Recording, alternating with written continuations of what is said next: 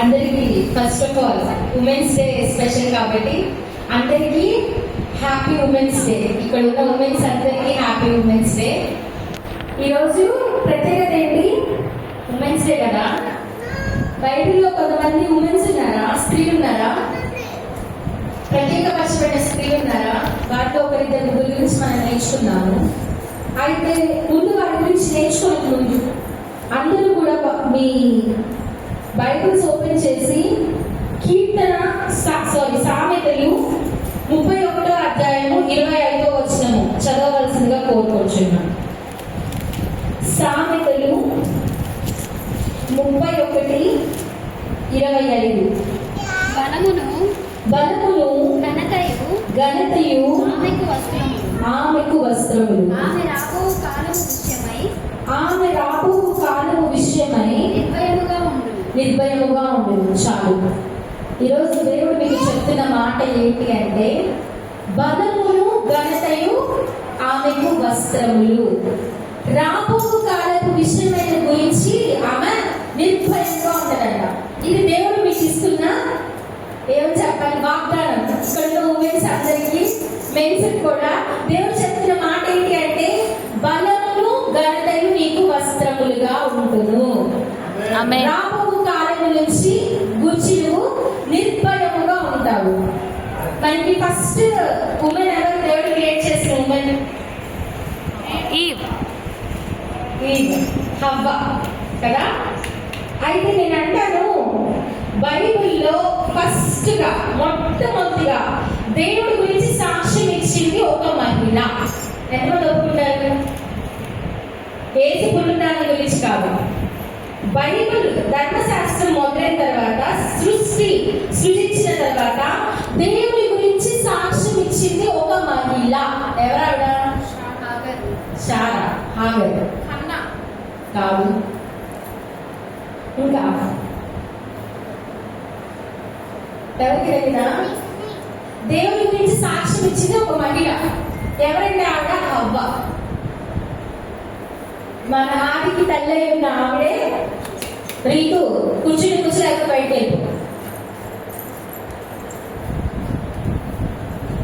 హవ్వ.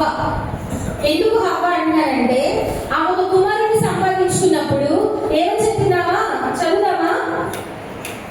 ఆదికాండం 4:1. ఆదికాండము 4:1. ఆదాము తన భార్య అయిన హవ్వని కూడినప్పుడు ఆమె గర్భవతి అయి కయ్యూరుని కని యెహోవా దయ వలన నేను ఒక మనుష్యుని సంపాదించుకున్నాను అని చెప్పి ఏం చెప్పింది ఇక్కడ సాక్ష్యం దేవుడి గురించి? యెహోవా దయ వలన నేను ఒక మనుష్యుని సంపాదించుకున్నాను. దేవుడు ఫస్ట్ సృజించింది ఆదామునైనప్పటికీ, ఆదాము నుంచి అవ్వను తీసినప్పటికీ, ఆ అవ్వ పాపంలో పడిపోయినప్పటికీ కూడా ఫస్ట్ దేవుడి గురించి ప్రచురించింది ఒక మహిళ. యెహోవాయే దేవుడు, యెహోవాయే దయ చూపువాడు. అందుకే ఏమైంది? యెహోవా దయ వలన నేను ఒక మనిషిని సంపాదించుకున్నానని. చాలా మంది ఎవరు అడిగినా దేవుడి దయ వల్ల బాగా ఉన్నామంటారు. మీరు ఎక్కడికే కనిపించేది ఎలా ఉన్నారమ్మంటే, దేవుడి దయ వల్ల నేను బాగా ఉన్నాను. అసలు దేవుడి దయ అనే మాట ఫస్ట్ ఉపయోగించింది ఎవరు? అవ్వమ్మ. ఆమె నుంచి ఇప్పుడు అందరూ మనం దేవుడి దయ వల్ల బాగా ఉన్నాం, దేవుడి దయ వల్ల. ఈ మాట అసలు ఫస్ట్ యూజ్ చేసింది ఒక స్త్రీ. దేవుని గొప్పతనం గురించి, దేవుడు దయ కలిగిన వాడు అని మొట్టమొదట ప్రచురించింది ఎవరు? ఒక మహిళ. మనం ఇప్పుడు గర్వపడాలా? దేవుడు సృజించింది ఆదామునే, పాపం చేసింది అవ్వే, కానీ ఇరువురు అందులో భాగస్వాములయ్యారు. అయినప్పటికీ హవ్వ ఏం చెప్పింది? యెహోవా దయ వలన నేను ఒక కుమారుని సంపాదించుకున్నాను. దేవుని దయ గురించి మొట్టమొదటిగా బైబిల్ చెప్పింది ఎవరైనా ఉన్నారంటే అది ఒక మహిళ. మనం చూసినట్టయితే చాలా మంది స్త్రీలు ఉన్నారు బైబిల్లో కదా. చాలా మంది అంటారు స్త్రీలు మౌనంగా ఉండాలి, సంఘాల్లో సమాజంలో స్త్రీలు మౌనంగా ఉండాలి, ముసుగు వేసుకోవాలి, భర్తకి లోబడి ఉండాలి, వారిని గౌరవించాలి, ఇలా చెప్తా ఉంటారు. స్త్రీలు మౌనంగా ఉండాల్సిన అవసరం ఉందంటారా? ఉందా? సంఘాల్లో ఉంటారా? దేవుని మహిమను, దేవుని రాజ్యాన్ని ప్రచురించడానికి స్త్రీ మౌనంగా ఉండాలా? ఉండకూడదు. ఉండకుండా నువ్వు ఒక స్విమ్మింగ్ పూల్లోనో లేకపోతే సముద్రంలోనో పడిపోయావు, చావు బ్రతుకులో నువ్వు ఉన్నావు, అక్కడ ఎవరు లేరు, ఒక స్త్రీ ఉంది నీకు హెల్ప్ చేయడానికి. నువ్వు ఆమె సహాయం తీసుకుంటావా తీసుకోవా? డెఫినెట్లీ కదా. ఆమె సహాయం చేయకుండా నువ్వు పడుకో, ఆమె చేయాలిస్తే నువ్వు పైకి రాగలవు. ఇప్పుడు ఆమె ఒక్కడే ఉంది అక్కడ, ఆమె సహాయం లేకుండా నువ్వు పైకి రాదు. అమ్మో అమ్మో, స్త్రీ నుంచి నేను సహాయం తీసుకోకూడదు, స్త్రీ అనేది బలహీనమైన ఘట్టం, స్త్రీ అంటే చాలా చిన్న చూపు పాత రోజుల్లో స్త్రీ. అదే కనుక మనసులో పెట్టుకుంటే నువ్వేం కోల్పోతావు? నీ ప్రాణాన్ని కోల్పోతావు. అందుకే చాలా మంది కొన్ని చర్చస్ ఏం చెప్తాయంటే స్త్రీలు వాక్యం చెప్పడానికి వీల్లేదు, స్త్రీ ఆరాధన చేయడానికి వీల్లేదు, స్త్రీ సంఘంలో మౌనంగా ఉండాలని చెప్తారు. అదే స్త్రీ ఒకవేళ నీకు ఇబ్బంది వస్తే నిన్ను కాపాడగలిగే స్త్రీ ఆ స్త్రీ. మనం ఇప్పుడు ఈ అంత్యదినాల్లో ఉన్నప్పుడు, దేవుని రాకడలో మన దగ్గరలో ఉన్నప్పుడు, రక్షణ అనే మనం నువ్వు పొందుకోకపోతే నువ్వు నశించిపోతావు. ఈ రక్షణ అనే మాట ఒక స్త్రీ ద్వారా వస్తేనేమి, పురుషుల ద్వారా వస్తేనేమి, నీకు కావాల్సింది రక్షణ కదా. ఈ రక్షణ అనే ఇది నీకు కావాలి కాబట్టి, ఆ వరం నీకు కావాలి కాబట్టి, అది ఎవరి వల్ల వచ్చినా పర్లేదు. దేవుడే చాలా మంది స్త్రీలని ఈ మినిస్ట్రీలో ఇన్వాల్వ్ చేశాడు.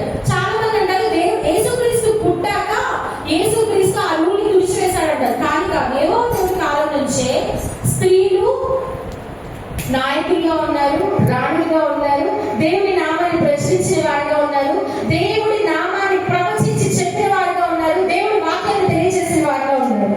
వాళ్ళు మనం చూసినట్లయితే న్యాయాధిపతులు 4:4, న్యాయాధిపతులు 4:4. ఆ కాలమున లప్పిదోతునకు భార్య అయిన దెబోరాను ప్రవక్త్రి ఇశ్రాయేలీయులకు న్యాయాధిపతినిగా ఉండేది. చాలు. ఆమె ఎలా ఉందంట? న్యాయాధిపతి. క్లాప్స్ కొట్టింది. యెహోవా దేవుడి కాలంలో ఒక న్యాయాధిపతి ఉందంట. ఎవరావిడ? దెబోరా. వీడి గురించి ఒక యూనిక్ విషయం ఏంటంటే, న్యాయాధిపతులు అందరూ పురుషులే. మీరు న్యాయాధిపతులు చదివితే ఉన్నవాళ్ళు అందరూ పురుషులే. అందరి పురుషులే, ఇవి ఒక్కటే మహిళ. ఎవరు? ఒక స్త్రీని న్యాయాధిపతిగా ఇక్కడ దేవుడు నియమించాడంట. ఆ స్త్రీ ఏం చేసిందంటే, మనం కింద చూసినట్లయితే సీసెరా అనే ఒక రాజుని సంహారం చేసినట్లుగా మనం చూస్తున్నాము. అక్కడ కింద చదివినట్లయితే ఈవిడ దేవుడి వాక్యాన్ని ప్రచురించింది. ఎలా అంటే యెహోవా నామాన్ని ప్రచురించింది. ఎలా అంటే అప్పటి రోజుల్లో ఈ సిసెరా పాలనలో జనులు బాగా మిక్కిలిగా బాధపడుతూ ఇబ్బందులు పడుతూ ఉన్నారు. అప్పుడు ఒక ప్రవక్త వచ్చింది. ఎవరు? మొట్టమొదటి ప్రవక్త బైబిల్ ఎవరైనా ఉన్నారంటే ఆవిడ ఫస్ట్ మిరియాము ఉంది, రెండవదిగా దెబోరా ఉంది, మూడవదిగా హుల్దా అనే ఒక ఆవిడ ఉంది. ముగ్గురు ప్రవక్తల గురించి పాత నిబంధన చెప్తుంది మనకి. ఈ ముగ్గురులో ఒక గొప్ప ఆమె ఎవరు అంటే దెబోరా. న్యాయాధిపతి, న్యాయం చేయగలిగిన వారు, నీతిని అనుసరించి నడుచుకునే ఒక ప్రవక్త అంట. ఆ రోజున ఆ కాలంలో సిసెరా పాలనలో చాలా మంది జనులు, ఇశ్రాయేలీలు ఇబ్బందులు పడుతున్నప్పుడు బారాకు అనే ఆయన అతని మీద దాడి చేయడానికి దానికి బలం లేదంట. పిరికి వాడిగా ఉన్నప్పుడు నీవేం చెప్తుందంటే, నీతో పాటు నేను వస్తా. బారాకు అంటాడు కదా, నువ్వు వస్తే నేను వస్తాను, లేకపోతే నేను యుద్ధంలోకి వెళ్ళను ఆయన మీదకి అంటాడు. సిసెరా మీదకి నేను వెళ్ళను, నువ్వు నాకు తోడుగా ఉంటే నేను వస్తాను, లేకపోతే నేను రానంటాడు. ఆమె వెంటనే ఏమో చెప్తుంది తెలుసా? అక్కడ మనం చదువుకున్నట్లయితే అప్పుడు ఆమె 9వ వచనంలో, నేను అగత్యముగా వచ్చేదను, అయితే నీవు చేయు ప్రయాణం వల్ల నీకు ఘనత కలగదు, యెహోవా ఒక స్త్రీ చేతికి సిసెరాను అప్పగించనని చెప్పి తాను లేచి బారాకుతో కూడా కెదెషునకు వెళ్ళెను. ఆమె ఏం చేస్తాడ? అగత్యంగా నేను వచ్చేదను, ఖచ్చితంగా నేను వస్తాను, అయితే నువ్వు చెప్పినట్టు స్త్రీ చేతిలో సంహారం పొందిన ఒక రాజుగా సిసెరా ఉండిపోయాడు. ఎవరు ఆ స్త్రీ అంటే దెబోరా. తన జనులను ఒక 40 సంవత్సరాలు ఏకరాటగా పాలించిందంట దెబోరా. ఎవరి lady? Iron lady, one of the powerful lady in Bible. ఎవరు అంటే దెబోరా. ఈరోజు దేవుడు అడుగుతున్నది ఏంటంటే, తన ప్రజలు కష్టంలో ఉన్నప్పుడు తనకి న్యాయాధిపతిగా దెబోరా వ్యవహరించింది. ఈరోజు నీకు ఇబ్బందుల్లో ఉన్నప్పుడు ఒక న్యాయము చేసే కుమార్తెలాగా నువ్వు ఉంటున్నావా? ఇక్కడ మనం చూసినట్లయితే దేవుని బలము ధరించుకున్న వ్యక్తిగా దెబోరాను చూస్తున్నాను. ధరించుకుందా లేదా? ఇప్పుడు అందరూ అమ్మో మగాళ్ళు నేనైతే అంతే అంట, అమ్మో అందరూ అబ్బాయిలు నేను వెళ్ళాలంట. ఒక చిన్న షాప్కి వెళ్ళాలన్నా ఒక గుంపుగా అబ్బాయిలంటే అమ్మో నాకు భయం నేను వెళ్ళాలంట. అటువంటి ఇదిలో పాత కాలంలో స్త్రీలు అంటే చాలా చులకన. స్త్రీలు అంటే ఇంట్లోనే ఉండాలి, మొత్తం కప్పేసుకోవాలి. పాత కాలంలో చూస్తే పై నుంచి కింద వరకు కూడా మొత్తంగా కవర్ చేసుకొని ఉండాలి. పైన కళ్ళు మాత్రమే కనిపించాలి. ఇలాంటి అనేక నిబంధనలు ఉన్నాయి స్త్రీల గురించి. స్త్రీలు అంటే చాలా చిన్న చూపు ఉంది. ఇలాంటి టైంలో ఒక లేడీ లేచి నిలిచిందంట. ఎవరు ఆ పవర్ఫుల్ లేడీ? దెబోరా. ఈరోజు దేవుడిని ఆశిస్తున్నాడు ఏంటి అంటే నువ్వు ఒక దెబోరా లాగా నిలబడాలి. ఎక్కడ నిలబడాలి? మన సమాజంలో, మన దేశంలో ఎలా నిలబడాలి? ఆమెనే అంటే దేవుని బలాన్ని ఆమె వస్త్రముగా చేసుకుంది. కాబట్టి అంతమంది ఉన్నా కూడా డేరింగ్ అండ్ డాషింగ్ గా నుంచింది దెబోరా. నుంచి ఏం చేసిందంటే దేవుని ప్రవచన నెరవేర్పు కోసం దేవుడు ఏమని చెప్పాడు? నీ శత్రువులను నీ చేతికి అప్పగిస్తానని దేవుడి వాక్యము ప్రవచన రూపంలో ముందు చూస్తాం. దీంట్లో నీ శత్రువులను నీ చేతికి అప్పగించు కదా, ఆ ప్రవచనం ఉంది కదా. ఆ ప్రవచన నెరవేర్పు కోసం బారాకు అనే ఒక వ్యక్తి కోసం నిలబడింది, ఎంకరేజ్ చేసింది. ఒక స్త్రీకి ముఖ్యంగా ఉండవలసిన ఒక ప్రాముఖ్యమైన విషయం ఏంటి అంటే మీరు చేయకపోయినా పర్లేదు, చేసే వారికి మీరు ఏమివ్వాలి? బూస్ట్, హార్లిక్స్ బూస్ట్ కాదు, ప్రోత్సాహం, encouragement. Being a women you have to encourage your husband, you have to encourage your ministry, you have to encourage your kids. దేనికి ఎంకరేజ్ చేయాలి? దేవుని ప్రవచన నెరవేర్పు కోసం నువ్వు ఏం చేయాలి? ప్రోత్సహించాలి. దేవుడు అలానే చేసింది. ఆమె ఒక్కటే మహిళ అయినప్పటికీ, న్యాయాధిపతులు ఆమె ఒక్కటే ఆమె అయినప్పటికీ అయ్యో నేను బలహీనురాలని అనుకోలేదు, నేను వీక్ ఆబ్జెక్ట్ అనుకోలేదు. నేను దేవుడు తన స్వరూపంలో చేసిన ఒక సృష్టిని ఆమె నమ్మింది. నమ్మి దేవుని బలాన్ని ధరించుకొని నిలబడి ఏకదాటిగా 40 సంవత్సరాలు ఆమె పాలనలో చాలా నెమ్మదిగా ఉన్నారంట. న్యాయాధిపతుల మొత్తంలో ఈమె కాలంలో 40 సంవత్సరాలు నెమ్మదిగా ఉన్నారంట. అయితే మనం చూసినట్లయితే ఇంకో స్త్రీ ఉన్నారు. ఎవరా స్త్రీ అంటే ఎస్తేరు. ఎస్తేరు గ్రంథము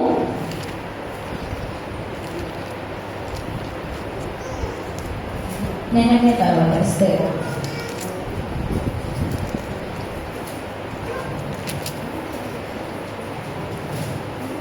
ఎస్తేరు గురించి మీకు ఏం తెలుసో చెప్పండి. రాణి.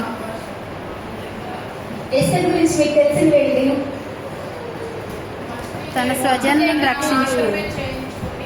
ఓకే, అలంకరణకి ఆమె చాలా పేరు. ఎందుకంటే అప్పటి రోజుల్లో బస్తీ రాణి రాజాజ్ఞకి లోపడలేదు కాబట్టి ఆమె ప్లేస్ లో ఇంకొక రాణిని చూస్ చేసుకుందామని అనుకున్నారు.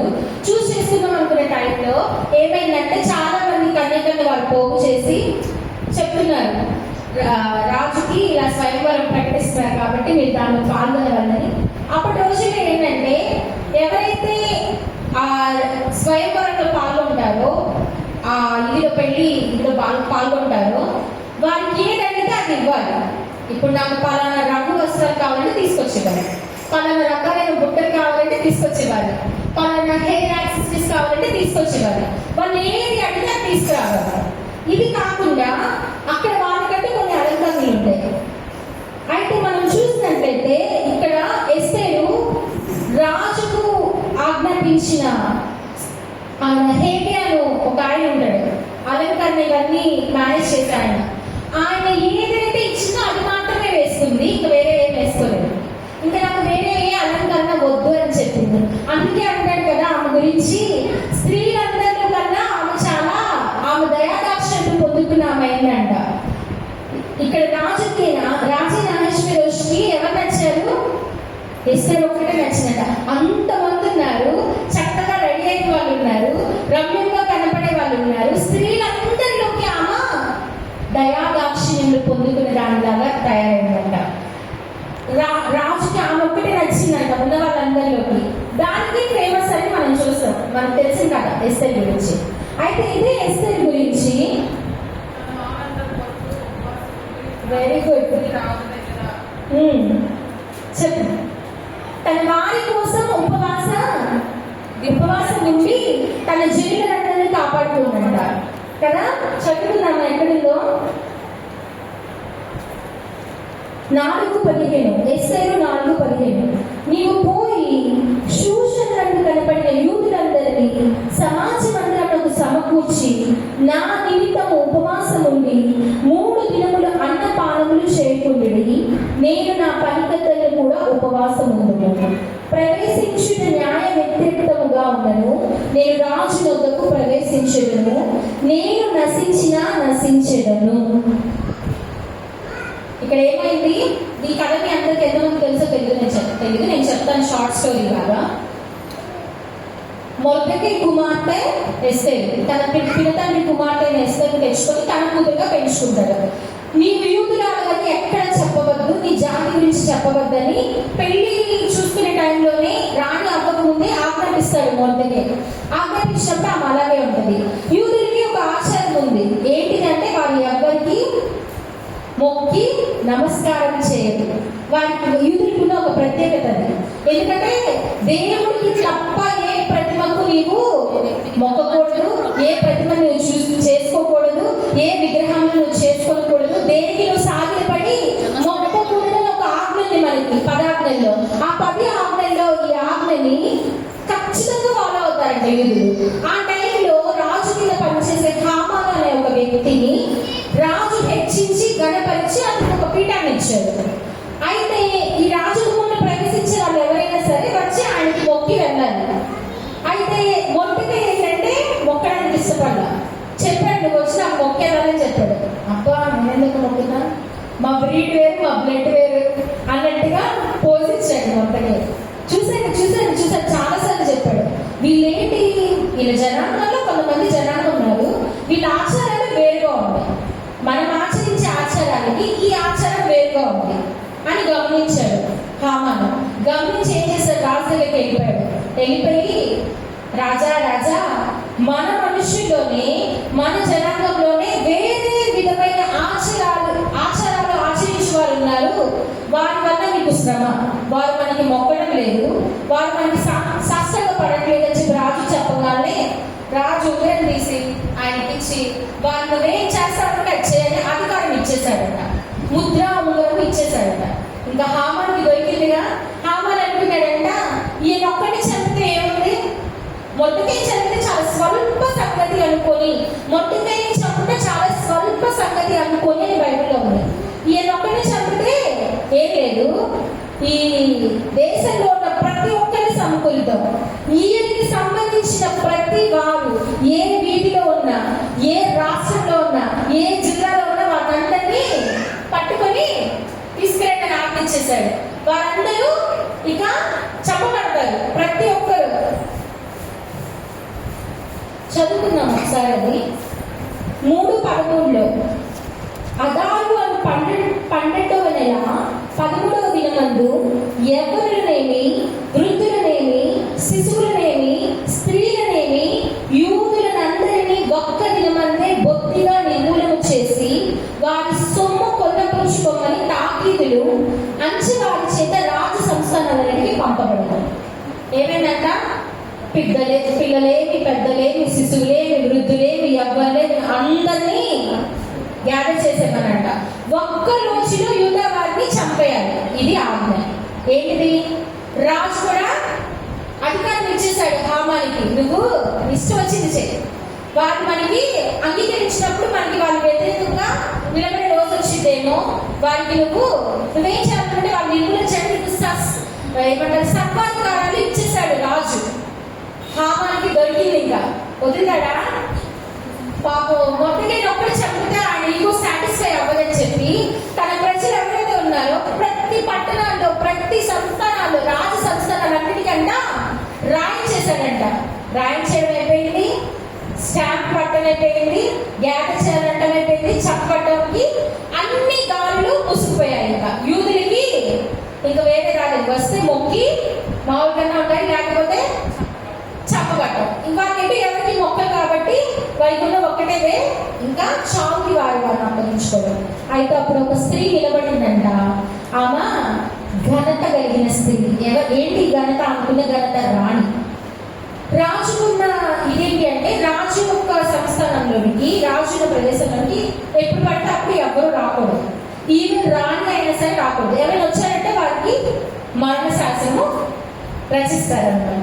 రాణి అయినా సరే వెళ్ళకూడదు.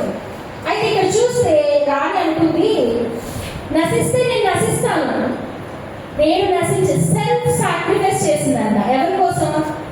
తన జనాంగం మొత్తం కోసం నిలబడిన ఒక స్త్రీ. ఆమె ఏమని చేసిందంట, నేను నశించిన పర్లేదు, నేను నశించదని అనుకొని నేను లోపలికి పోవుతున్న, నేను రాజు దగ్గరికి నేను వెళ్తాను అని అనుకుందంట.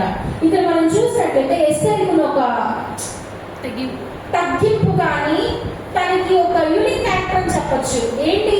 నేను పోయినా పర్లేదు, ఒక్కదాన్ని పోతాను, కానీ నా వెనుకున్న యూదులందరూ రక్షించబడతారు కదా, యూదులందరూ ప్రాణం నిలబెడతారు కదా, తద్వారా వాళ్ళు దేవుణ్ణి మహిమపరచగలరు కదా, దేవుణ్ణి ఆరాధించగలరు కదా. నుంచింది కఠినమైన ఉపవాసం. ఒక ఆజ్ఞ రాయించిందంట, మొదటికి చెప్పించింది తన చరిత్ర ద్వారా. ఏమని?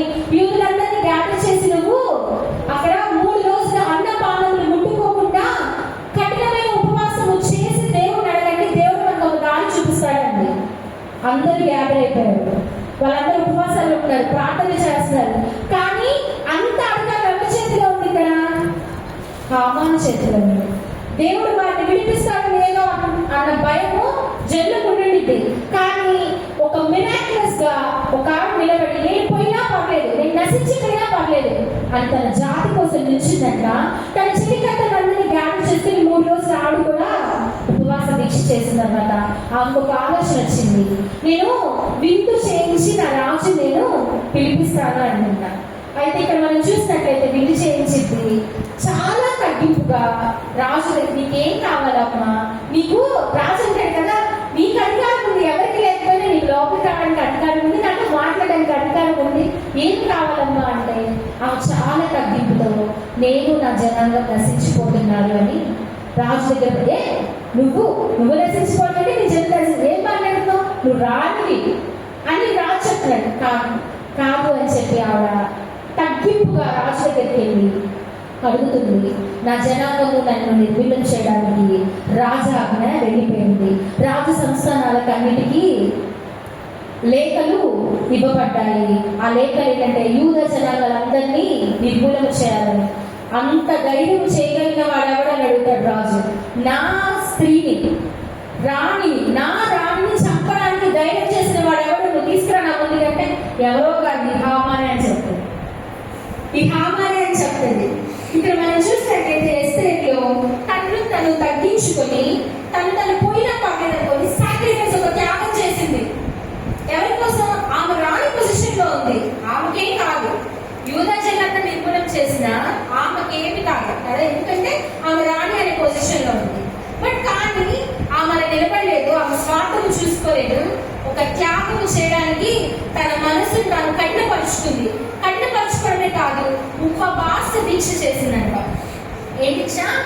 ఉపవాస ప్రార్థనలకి ఉన్న ఫలితం ఏంటనేది మనం చూడొచ్చు. ఏమైంది? మొదటికైంది చంపి వేలాడదీయాలని ఒక 10 అంతస్తుల బిల్డింగ్ మీద ఊరంతా దేశం అంతా చూడాలని చెప్పి ఒక కొయ్యి తయారు చేయించాడు నామాలు. మొదటికైంది చంపాలని. ఎవరినైతే చంపాలని తయారు చేయించాడో ఆ కొయ్యకి హామాలని చంపి వేలాడదీశారు. హల్లెలూయా. ఈ రోజు ఉపవాస దీక్ష చేసిన ఎస్తేరు తన జాతిని కాపాడుకోవడమే కాదు, తన శత్రువునే మరణానికి అప్పగించింది. ఒక ఆమె చూసాము, అవ్వైతే దేవుడి గురించి ఒక సాక్ష్యం ఇచ్చింది. ఏంటంటే నేను దేవుడాన్ని చూసాము. దేవుడి బలాన్ని ఆమె పొందుకొని ప్రవచించి చెప్పిన ఆమెగా ఉంది. ఈ రోజు ఎంతమంది దేవుడు ప్రవచన వాక్యాలను వాడుకుంటున్నారు? ప్రవచనాలు నువ్వు ఏది ప్రవచిస్తావో అది జరుగుతుందని బైబిల్ చెప్తున్నాడు. ఈ నోటితో నువ్వు ప్రవచించు, ప్రతి మాట మీరు లోకంలో ఏది వర్ణిస్తారో నేను పరలోకంలో వర్ణిస్తానన్నాడు దేవుడు. ఈరోజు నీ నోటి మాట ఎటువంటి ప్రవచనాన్ని పలుకుతున్నావు? దేవుడి విషయమే. ఎటువంటి ఇచ్చాడు. ఎటువంటి మాట నీ నోట్ల ప్రవచనంగా మార్చబడుతుంది కదా. నీ కుటుంబం కోసం నువ్వు ఒక మంచి మాట నీ నోట్ల నుంచి వస్తుందా? దేవుడు అంటాడు కదా, బలమైన వారిని సిగ్గుపరచడానికి బలహీనుల్ని ఎంచుకున్నాడు. బలమైన వారిని ఎవరైతే మనం సిగ్గుపరచిన బలహీనమైన స్త్రీలను దేవుడు ఎంచుకున్నాడు. ఎంచుకొని ఏం చేస్తున్నాడు? వీరు ఇదిగో నా సేవ చేస్తాడు, వీరని చూపిస్తున్నాడు. ఈరోజు బలహీనగానే నేను ఉంటాను, నీ బలము నేను ధరించుకోలేను, ఉన్నదేదో జీవితం, నా పిల్లలు, నా ఇల్లు, నా పెళ్లి, ఇలా నేను నా ఉద్యోగంలో నేను కొనసాగిపోతానని అనుకుంటే నీవు నీ దేశంలో ఉన్న వారిని ఎవరిని కూడా రక్షించలేవు. ఈ రోజున ఎస్తేరు అనే ఒక ఆవిడ ఏం చేసింది? తన తోటని, తన స్వజనాన్ని రక్షించుకుంది ఉపవాస దీక్షతో. ఇక్కడ ఉపవాసం గురించి కూడా ప్రత్యేకంగా ఒక 2 మాటలు చెప్పాలనుకుంటున్నాను. ఉపవాసం ఉంటే మొండి దయ్యాలు కూడా పారిపోతాయంట. నిజంగా చెప్పారు వాక్యం. ఉపవాసం ఉండి ప్రార్థన చేస్తే మొండి దయ్యాలు నిన్ను పట్టి పీడిస్తున్న ఎటువంటి దయ్యాలైనా పారిపోతాయంట. ఇటువంటి ఉపవాస దీక్ష చేసిన తర్వాత దేవుడు 40 రోజులు ఉపవాసం ఉండి వెళ్ళిన తర్వాత ఏమైంది? సాతాను శోధకుడు వచ్చాడు.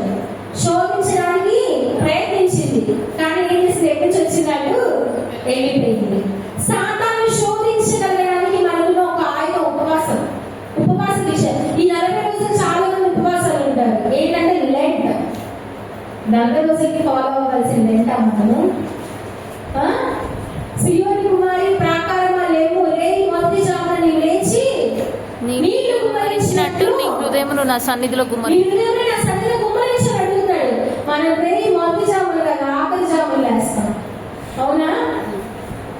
ప్రార్థన పక్కన పెడితే ముందు ఎక్కడే ఉన్నారని మనం చూసుకునేది ఫోన్, వాట్సాప్, ఇన్స్టా, ఇవే కదా పొద్దున్న వేస్తే చేసేది. దేవుడే చెప్తాడు, నీవు లేచి రేయి మొదటి జామున అంగనాక్షక నీళ్లు కుమ్మరించినట్లు నువ్వు కుమ్మరించుకుంటే ఇవన్నీ కాదు, ప్రశాంతమైన నిద్ర కావాలి.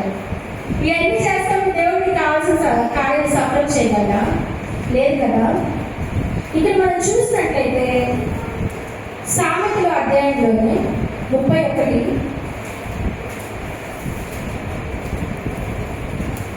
సామెతలు 31 25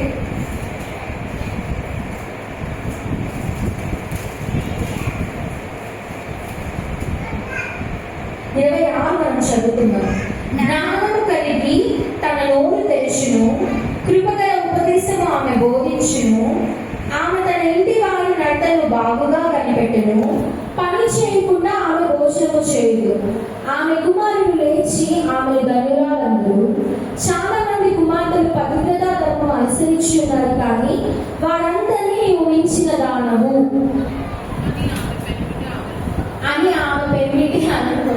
చాలా మంది స్త్రీలు ఉన్నారు, చాలా మంది స్త్రీలు వారి ధర్మము అనుసరిస్తున్నారు, చాలా మంది స్త్రీలు దేవుడు అనుసరిస్తున్నారు, కానీ వారందరికన్నా నీవు హెచ్చుకోగలగాలి, వారందరికన్నా నీవు ప్రత్యేకించబడగలగాలి అని నీ గురించి నీ జనులు కానీ, లేకపోతే నీ చుట్టుపక్కల వారు కానీ, నీ సమాజం కానీ నీ కొరకు సాక్షి ఇవ్వాలంటే నువ్వేం చేయాలి? నీవు లేచి ఎవరి బలాన్ని ధరించుకోవాలి. ఇంకా మనం చదువుకున్నాము కీర్తనలు 84లో, ఆయన బలము ధరించుకున్న వారు ధన్యులు. మరి ఆయన బలం ధరించుకుంటున్నావు? ధరించుకున్నావా? దేవుడైతే చెప్తున్నాడు, ఆమెకి వస్త్రాలు ఏంటంటే బలము, ఘనత. ఎస్తేరుకు ఘనతను, దెబోరాకి బలమును ధరించుకున్నారు. మనం కొంతమంది చూస్తే ఇందులో హాగరు చెప్తుంది కదా, నా ప్రార్థనలు దేవుడు విన్నాడు, చూచుచున్న దేవుడు అని సాక్ష్యం ఇచ్చింది. సారా చూస్తే దేవుడు నాకు నవ్వు కలుగ చేశాడు అని చెప్పింది. ఆ తర్వాత లేయాను చూస్తే నన్ను ద్వేషించిన యెహోవా చూశాడు అని చెప్పింది. రాహేలు చూస్తే దేవుడు నా నింద తొలగించాడు అని చెప్పింది. ఎంతమంది స్త్రీలండి అందరు దేవుడి గురించి చెప్తున్నారు. ఒక ఆవిడేమో నాకు నవ్వు కలిగ చేశాడు అని ప్రూవ్ చేసింది, ఇంకొక ఆవిడేమో నా నింద గోత్రాలు అని నింద దేవుడు నాకు తొలగించాడు అని ప్రూవ్ చేసింది. ఇంకొక ఆవిడ వచ్చింది, యెహోవా నన్ను చూస్తున్నాడండి. హన్నా వచ్చింది, దేవుడు నన్ను జ్ఞాపకం చేసుకున్నాడండి. ఎస్తేరు నిలబడింది, నా జనాంగాన్ని నేను రక్షించుకున్నాను యెహోవా అని చెప్పింది. ఇంతమంది స్త్రీలు నిలబడి మనము స్త్రీలుగా ఉన్న మనము ఇంకా బలహీనమైన ఘట్టంగా ఎంచుకొని దేనిలో కూడా దేవుని పనిలో సహాయం చేయకపోయింది పోగా వెళ్ళే వారిని కూడా ఇంట్లో సతాయిస్తూ ఉంటారు. చాలా మంది స్త్రీల వల్ల రాజ్యాన్ని కూలిపోయి అంటారు. స్త్రీల వల్ల రాజుల సైతం సమానం పొందుతున్నారని దెబ్బల ద్వారా మనం చూస్తాం. అయితే ఒక స్త్రీగా ఒక కుటుంబంలో నీ పాత్ర ఎలా ఉంది? జ్ఞానవంతులైన స్త్రీ తన ఇల్లు కట్టుకునేదంట. మూడుదలైన స్త్రీ తన ఇల్లు చెట్టు వేసుకునేదంట. జ్ఞానము కలిగి కనుక దేవుని బలాన్ని కనుక నువ్వు ధరించుకున్న దానివైతే నువ్వు నీ ఇల్లు కట్టుకుంటావు. ఒక రాహాబు ఎంతమంది తెలుసు? ఎవరు ఆవిడ? వేశ్య. ఏంటి ఆమె చేసే పని? పాపం కదా. వేశ్యతనము చేసే ఒక రాహాబు నమ్మిందండి దేవుడిని. రాహాబు తన కుటుంబం మొత్తాన్ని రక్షించుకుంది.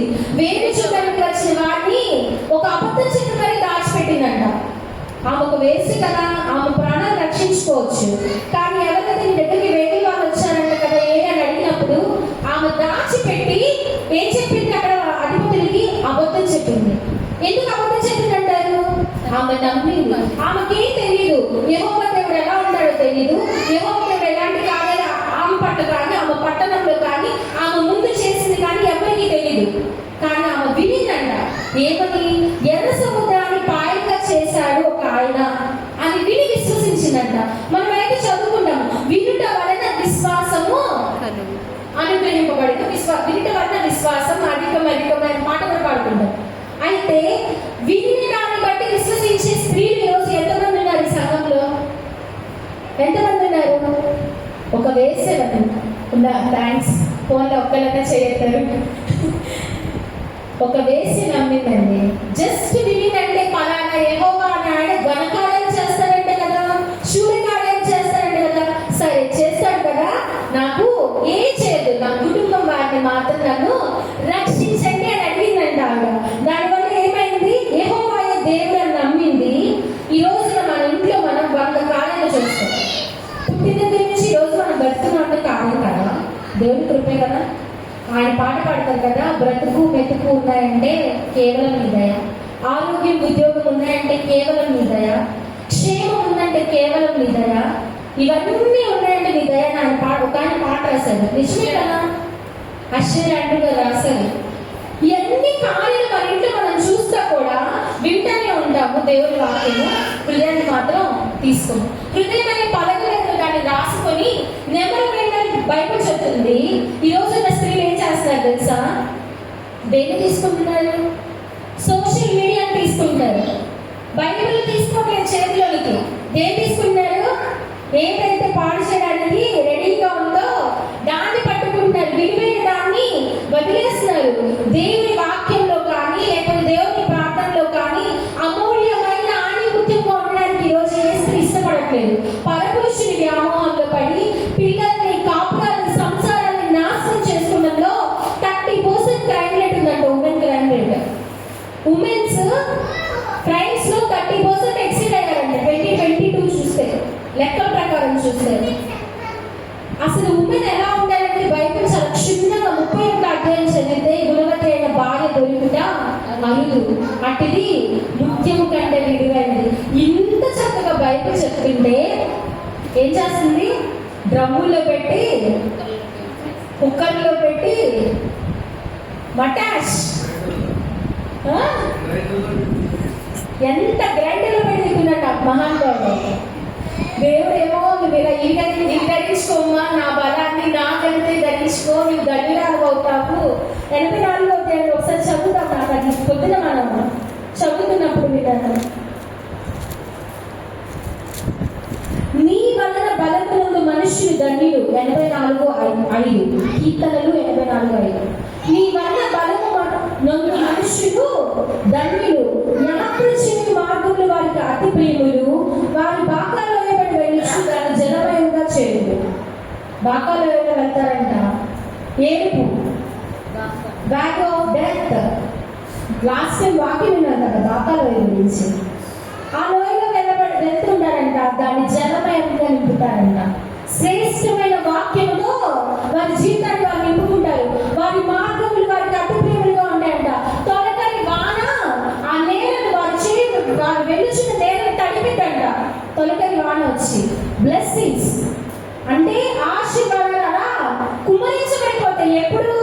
యెహోవా వల్ల బలం కనుక నువ్వు ధరించుకున్నట్లయితే దేవుడు చెప్తున్నాడు, స్త్రీ బలహీనమైన ఘట్టమని ఎరిగి ఆమెని గౌరవించమని చెప్తున్నాడు. కానీ బలహీనం కాదు, దేవుడు బలం ఇచ్చిన తర్వాత ఆమె ధన్యురా అనబడుతుంది.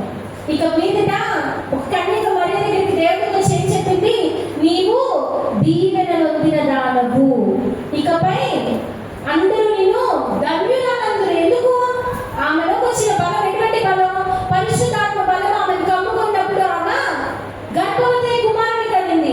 ఆమె ధరించుకున్న బలము ఒక శ్రేష్టమైన కుమారుణ్ణి ఈ రోజున తన ప్రాణ సైతం లెక్క చేయకుండా అర్పించుకునే కుమారుణ్ణి ఆ రోజు మరియ కన్నది.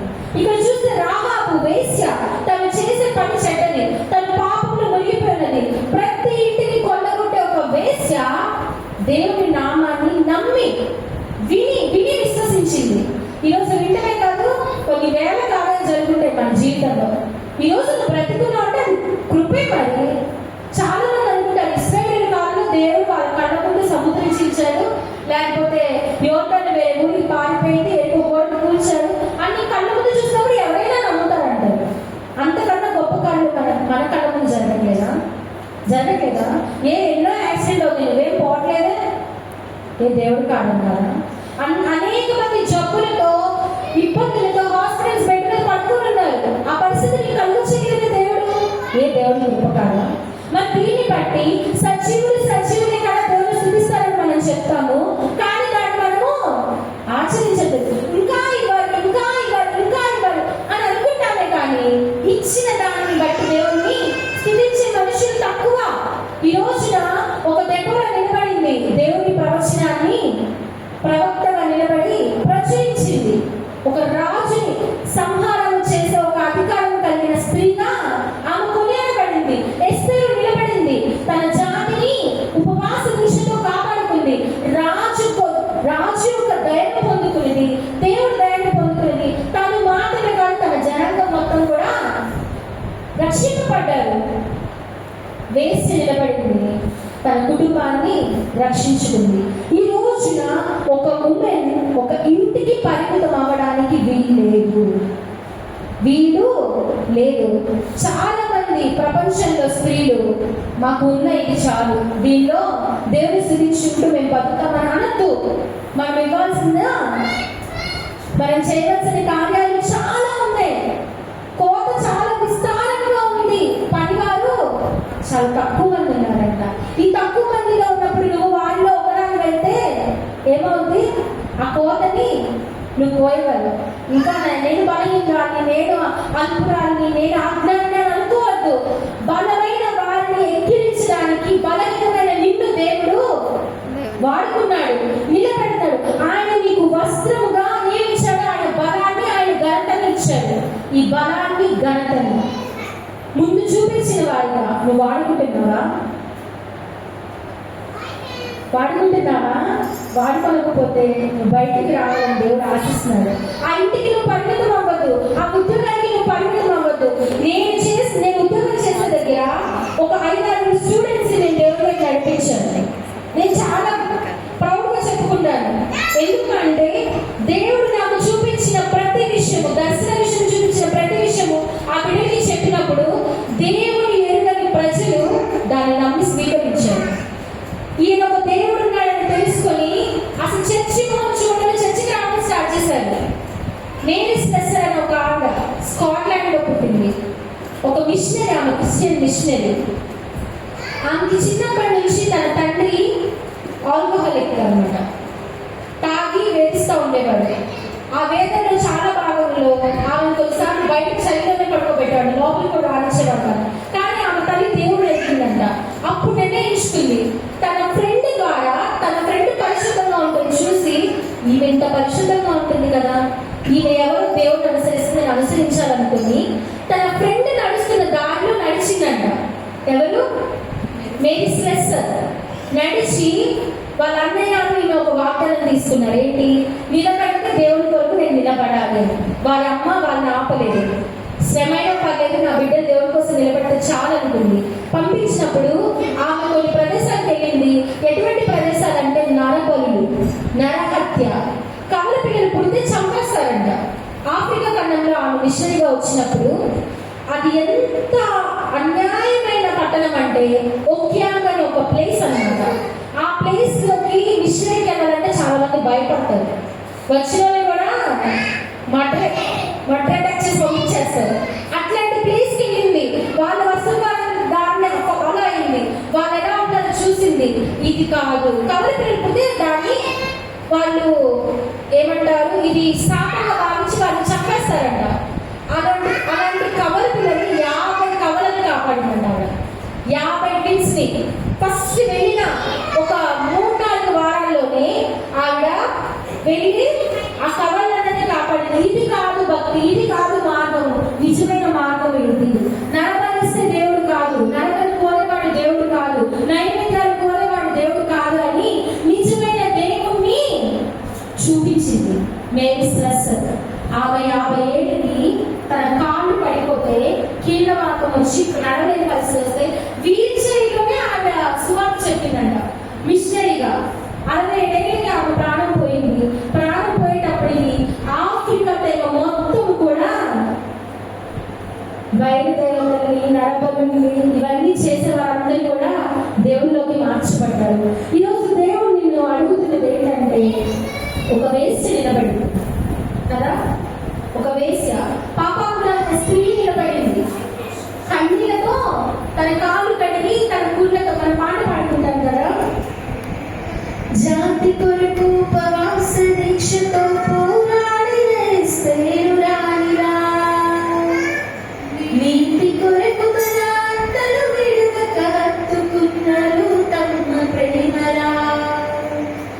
జాతి కొరకు ఉపవాస దీక్షతో పోరాడిన ఎస్తేరురాలిరా, నీతి కొరకు తన అంతలు విడువక హత్తుకున్నారు తమ ప్రేమరా. కన్నీళ్లతో ప్రభు కాళ్ళు కడిగి తన కురులతో తుడిచిన మగ్దలేనరా, హన్నావరి నగలో జ్ఞానని క్రిస్టిల్లలోని విశ్వాసవంతరా. వారిని చేరాల సత్వం అనంతరాజ్యపు నిత్య స్వాస్థ్యమై, పవిత్రమైన హృదయం కలిగి ప్రభువు కొరకు జీవించాలమ్మా. ఎలా ఉండాలంట? పవిత్రమైన హృదయం కలిగి ప్రభు కొరకు జీవించాలంట. ఈరోజు దేవుడు నిన్ను ఒక బలహీనమైన ఘటనగా దేవుడు చూడట్లేదు. దేవుడు చెప్తున్నాడు కదా, నీకు నేను బలాన్ని ఘనతనిస్తాను. ఇప్పటి వరకు నువ్వు అవి లేదని బాధపడుతున్నావేమో. నేను బలహీనురాలిని, నేను దేవుని సేవ చేయడం నాకు అర్హత లేదు, లేకపోతే దేవుడు నన్ను పిలుచుకోలేదు, లేకపోతే నేను సమాజంలో వాడబడేంత కెపాసిటీ నాకు లేదని నువ్వు అనుకుంటున్నావేమో. ఈరోజు దెబోరాని చూడు, ఎస్తేర్ని చూడు, రాహాబును ఒక వేశ్యని చూడు, పాపాత్ములైన ఒక స్త్రీని చూడు, పవిత్రురాలైన కన్యగా గర్భవతి అయిన మరియని చూడు. దేవుడు చెప్తున్నాడు కదా, అనేక జన్మలు ఏలివాడు నీలో నుండే వచ్చును. ఒక స్త్రీ లేకపోతే ఇంటికి దీపం ఏంటి? నీ ఇంటికి ఒక దీపస్తంభంగా నిలబడాలి. నీ సమాజానికి ఒక దీపస్తంభంగా నిలబడాలి. ఆయన సన్నిధి కాంతిలో నిప్పు కణములు పుట్టినది. ఈరోజు ఆ నిప్పు కణములు మారితే ఆ నిప్పు కణం ఎక్కడికి ఎగిరితే ఆకాశపు అంచు వరకు ఎగిరితే. ఈ రోజు అటువంటి నిప్పు కణముల కనుక దేవుని బలాన్ని కనుక నువ్వు ధరించుకున్నట్టయితే, ఇదే సామెతలు 31 చివరి వచనంలో చెప్తాడు కదా, యెహోవా యందు భయభక్తులు కలిగిన స్త్రీ ఈలాగు కొనియాడబడును. ఆమేన్. ఈ విధంగా 31 అధ్యాయంలో ఉన్న బ్లెస్సింగ్స్ అన్ని కూడా అందరూ స్త్రీలు ఉన్నట్టున్నారు, కానీ అందరిలోకి నువ్వు ప్రత్యేకమైన దానివి, అందరిలోకి నువ్వు ధైర్యం తిందానివి, అందరిలోకి నువ్వు దీవించబడిన దానివి, అందరిలోకి నువ్వు హెచ్చించబడిన దానివి. దేవుడు నీ గురించి ఒక సాక్ష్యము ఇవ్వబోతున్నాడు. అక్కడ రెడీ చేస్తున్నాడు. అక్కడ రెడీ చేస్తాడు. ఇక్కడ దేవ ప్రసవారి నీతి అని వస్తాడు. దేవుడిచ్చే బలములు ఘనతను ధరించుకుంటే అక్షయ అలంకారాల్లో నీతి ఒక అలంకారం. బాహ్య అలంకారం ఉన్నా లేకపోయినా పెద్ద ప్రాబ్లం లేదు. మనకి హృదయ అలంకరణ, అక్షయ అలంకరణ మనకి గొప్పది. దేవుడు చూసేది నీ బాహ్యం కాదు, ఏంటిది? అంతరంగంలోని మనుషులు బాహ్యమును చూస్తారు, పైరూపమును చూస్తారు, దేవుడు మాత్రం అంతరంగమును చూస్తాడు. నరుని హృదయం యెహోవా వశము. నీ హృదయంలో నువ్వు ఇవి ధరించుకోవాలి. అంతేకాని కోపడము, కోపం అనే వస్త్రాలను, లేకపోతే 24 గంటలు సొలిగే వస్త్రము, 24 గంటలు ఫైటింగ్ ఫైటింగ్ ఫైటింగ్ ఫైటింగ్, కొంతమంది ఆడాలి ఫైట్ చేస్తూనే ఉంటారు కదా. ఇవన్నీ కాదు. కానీ ఎస్తేర్ లాగా తను తగ్గించుకొని తను తానే త్యాగం చేసుకుని ఎస్తేర్ ఆమె లాగా నువ్వు నిలబడాలని ఎవరైతే అందరూ దేవుడి గురించి సాక్ష్యం ఇచ్చారో ఈ రోజున అటువంటి స్త్రీలాగా దేవుడిని మార్చాలని, ఇటువంటి వస్త్రాన్ని దేవుడికి ఇస్తుండగా భయము భక్తి, ఇవి రెండు ట్విన్స్. భయం లేకుండా భక్తి ఉండదు, భక్తి ఉంటే భక్తి లేకుండా రెండు ఉంటాయి. భయ భక్తులు అంతే కదా, రెండు కలిస్తేనే, ఈ రెండు కలిస్తేనే నువ్వు ఇవన్నీ ఆశీర్వాదాన్ని పొందుకుంటావు. దేవుడు చెప్తున్నాడు, ఈ రోజు నేను నీకు బలమును ఘనతను వస్త్రంగా ఇస్తాను. ఇచ్చిన వల్ల నువ్వేముంటావు, రేపటిని గూర్చి చింత నీకు ఉండదు. అంటే గట్టిగా చెప్తారా, దేవుడు నాకు రేపటిని గూర్చిన చింత తీసేసారు. అందరూ చెప్పండి, దేవుడు నాకు రేపటిని గూర్చిన చింత తీసివేసెను. రేపటిని గూర్చి నేను నిర్భయంగా ఉంటాను. హల్లెలూయా. దేవుడు నాకు నవ్వు కలుగజేయును. హల్లెలూయా. దేవుడు నా నుండి తొలగజేయును. హల్లెలూయా. ఇలాగా నువ్వు కొనియాడాలని కోరుకుంటున్నాను. అందరూ కళ్ళు మూసుకున్నట్లయితే బంగారాటలో మనం పొందుకుందాము. బంగారాటానికి మన సిద్ధ మనస్సుని ఉంచుకుందాము. మళ్ళీ మనము సిద్ధం